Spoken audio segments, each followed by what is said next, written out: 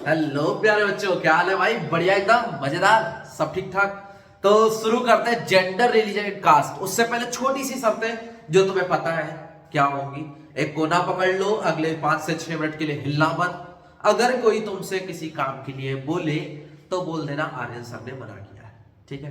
5-6 minute के लिए बस एडजस्ट कर लो किसी तरह से, कान में ईयरफोन्स लगा लो, वॉल्यूम थोड़ी हाई कर लो, अगर टाइम कम है तो थोड़ा सा 2x पे लगा लो, ठीक है? इतना ही कह सकता हूं। बाकी एक कोना पकड़ लो और पेन कॉपी साथ में रखना, वैसे जरूरत नहीं पड़ेगी क्योंकि इसको सुनने के बाद शायद पेपर में भी तुम्हें जरूरत नहीं पड़ेगी, ठीक है? कि कुछ भी हमें इधर उधर से देखना पड़े। अब ध्यान से सुनना। सबसे पहले हम लोग जेंडर डिस्क्रिमिनेशन को समझते हैं। जेंडर डिस्क्रिमिनेशन का मतलब क्या होता है कि मेल और फीमेल के बीच में जो डिस्क्रिमिनेशन है उसको क्या बोलते हैं? Gender discrimination. मेल और फीमेल मतलब लड़का और लड़की के बीच में, ठीक है? तो लड़का और लड़की के बीच में डिस्क्रिमिनेशन को समझने के लिए बिल्कुल बेसिक से जाते हैं शुरुआत में। जैसे कोई भी फैमिली है जहां पे बच्चे, नई जनरेशन आ रही है, नए बच्चे पैदा हो रहे हैं, तो लोगों को क्या प्रेफरेंस रहती है? यार लड़का हो जाए। लड़का होता है तो बहुत सारी मिठाइयां, ऐसा ही होता है ना, बहुत सारी मिठाइयां बांट रहे हैं, बहुत बड़ी पार्टी कर रहे हैं। और लड़की जब पैदा होती है तो अरे लक्ष्मी जी आई है, लेकिन बड़े खट्टे मन से लक्ष्मी जी आई है। अबे लेकिन लड़कियों को कभी भी प्रेफरेंस नहीं आती। ऐसा समाज में चल रहा है, तुम्हारे यहाँ नहीं चल रहा, लेकिन अधिकतर समाज में यही चल रहा है कि लड़कों को प्रेफरेंस दी जाती है, लड़के पैदा हो जाए, हमारे लड़की पैदा ना हो, ठीक है? ये जनरली तो इसकी वजह से क्या हो रहा है? सेक्स रेशियो धीरे धीरे गिरता जा रहा है। कई जगहों पे ये हालत हो गई कि 800 से भी नीचे, मतलब पर 1000 इसको काउंट करते हैं तो 1000 मेल पे 800 लड़कियां भी नहीं बची, ऐसी हालत हो गई जैसे कि हरियाणा, ठीक है? इसको जस्टिफाई इस तरह से करना है। दूसरी चीज, जब बच्चे बड़े होते हैं तो एजुकेशन में बहुत सारा डिस्क्रिमिनेशन है। बहुत सारे बच्चे हैं जिसमें लड़के से पूछो बेटा तेरी बहन कहां पढ़ती है, सर वो हिंदी मीडियम में जाती है, वो इंग्लिश मीडियम की स्टूडेंट नहीं है। क्यों नहीं है भाई? क्योंकि एजुकेशन का बहुत बड़ा क्या कर रखा है उन्होंने? डिस्क्रिमिनेशन कर रखा है। सोचते लड़का पढ़ा लेंगे तो लड़का हमारे लिए कुछ करेगा। बट आजकल के टाइम में बताओ, लड़कियां लड़कों से कम है क्या? अधिकतर क्लास टॉपर्स लड़कियां हो रही है ना। बढ़िया बढ़िया एग्जांपल्स निकल के आए हमारे पास, बट फिर भी ये सोसाइटी में चला आ रहा है। आगे आने वाले टाइम में देखो, लड़के हैं उनकी शादियां होंगी, शादी तो लड़की से ही होगी ना। एलजीबीटी थोड़ी फॉलो करोगे तो सब शादी होगी तो लड़की से ही होगी, लेकिन उससे तुम चीजें पता करोगे तो पता लगेगा बहुत सारे डिस्क्रिमिनेशन जो उन्होंने फेस किए। बाहर जा नहीं सकती क्योंकि प्राइवेट स्पेस में तक लोगों की हालत खराब है, ठीक है? अलग अलग बेसिस पे उनको परेशान किया जा रहा है, जैसे कि डोमेस्टिक वायलेंस हो गया, होता है ना, उनको हैरास करना। तो ये सब चल रहा है इस समय। तो लड़कियां हमारी सोसाइटी में तक नहीं जा रही, तो उनको एजुकेशन की बात पे आ जाते हैं फिर से। और एजुकेशन की में दिक्कत पहुंचने से क्या हो रहा है? लिटरेसी रेट गिर रहा है। लड़कियां जनरली 60% पढ़ी लिखी है, वहीं पे लड़के हमारे इन एंड अराउंड 80% पढ़े लिखे हैं, ठीक है? 80% के आसपास लड़के जो है हमारे पढ़े लिखे हैं। इसके आगे हम लोग बढ़ते हैं, जब और थोड़े से बड़े हो जाए, अधिकतर लड़कियां ड्रॉप आउट है, उनको ज्यादा नहीं पढ़ाते। गांव की तरफ तो ये हालत है, कहते 12वीं करा दें उसके बाद इसकी शादी कर देंगे, ये लड़की ब्याह कर देंगे। अरे ब्याह कर देंगे ठीक है, शादी कर देंगे, लेकिन थोड़ा सा पढ़ा लेते। कभी कभी ऐसा होता है लड़कियां ज्यादा फायदा करती है, लेकिन ये चल रहा है सोसाइटी में।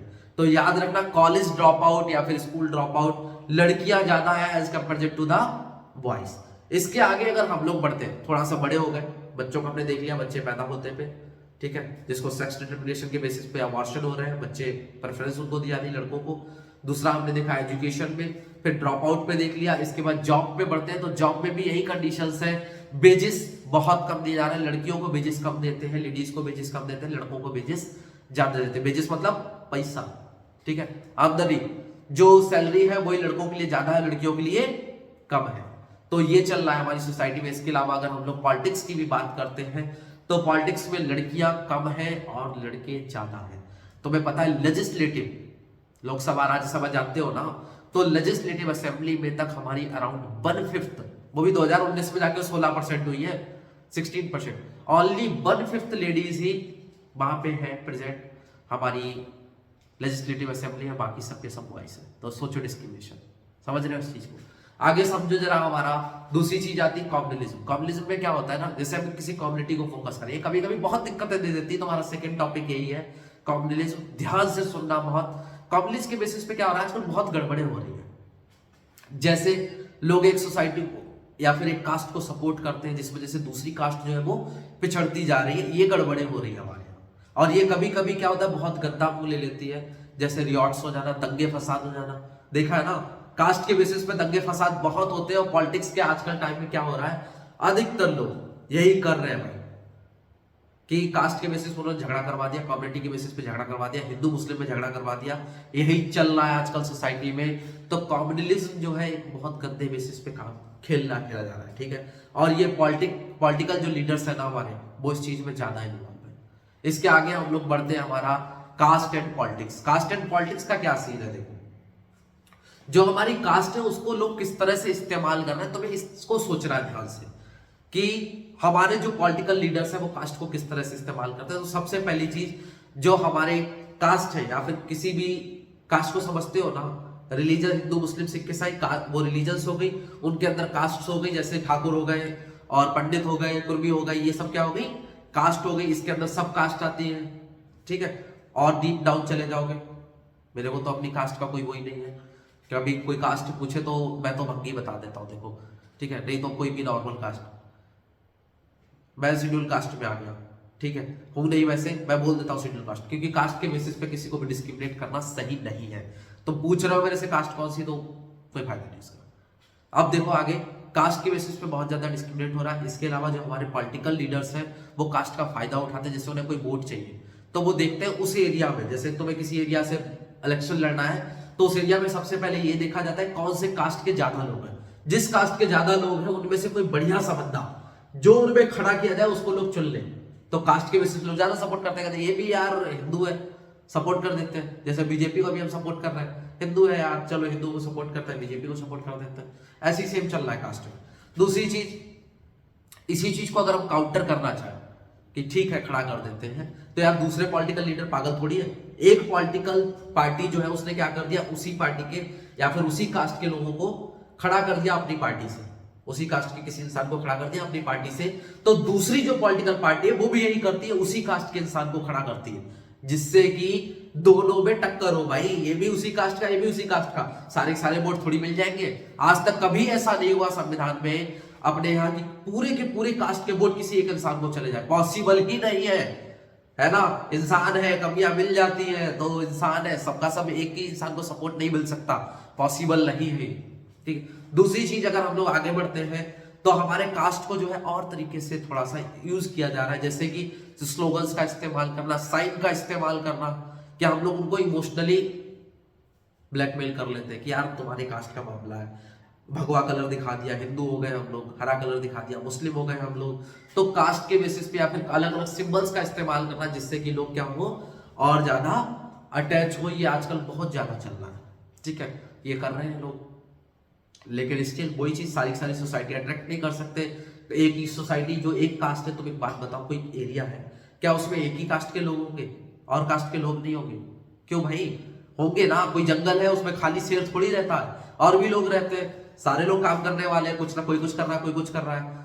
तो एक कास्ट जो है वो कभी भी किसी को जिता नहीं सकती। इसके अलावा अगर हम लोग बात करें तो कास्ट हमेशा क्या करती है, एक दूसरे के साथ मिलती है, जिसको बोलते हैं सब कास्ट जो है मीट कर रही है, कोलिजन कर रही है, और उसके बाद जाके पार्टीज को जिता रही है। इसके बाद आगे बढ़ते हैं, अगर हम लोग इतना समझ गए, इसके आगे अगर हम लोग बढ़ रहे हैं तो उसमें क्या है कि जो कास्ट है उसमें किसी भी इंसान का वोट ऐसा थोड़ी है कि तुम यार ऊंची कास्ट में लगते हो, जनरल में हो, तो तुम्हारा जो है एक वोट की जगह 4 वोट गिन लिया जाएगा। ऐसा तो नहीं होता ना, सबका एक ही वोट गिना जाता है।